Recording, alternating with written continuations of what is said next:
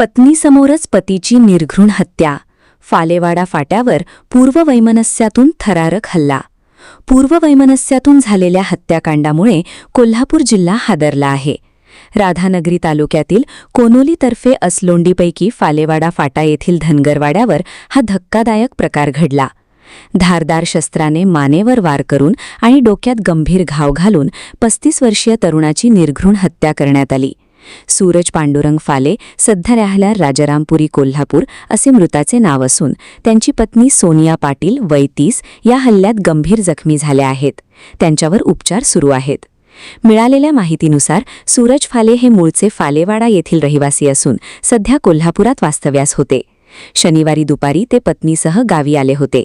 त्याचवेळी आरोपीही कोल्हापुरातून गावी आले होते. पूर्वीच्या वादातून दोघांमध्ये वाद निर्माण झाला आणि त्याचे रूपांतर थेट हल्ल्यात झाले. वाद वाढताच आरोपींनी धारदार शस्त्राने सूरज फाले यांच्यावर सपासप वार केले. मानेवर आणि डोक्यावर झालेल्या गंभीर जखमांमुळे त्यांचा जागीच मृत्यू झाला. पत्नी सोनिया यांनी हस्तक्षेप करण्याचा प्रयत्न केला असता त्यांनाही मारहाण करण्यात आली. त्यामुळे त्या गंभीर जखमी झाल्या. दरम्यान हत्येनंतर तिन्ही आरोपींनी राधानगरी पोलीस ठाण्यात स्वतःहून हजर होऊन आत्मसमर्पण केले.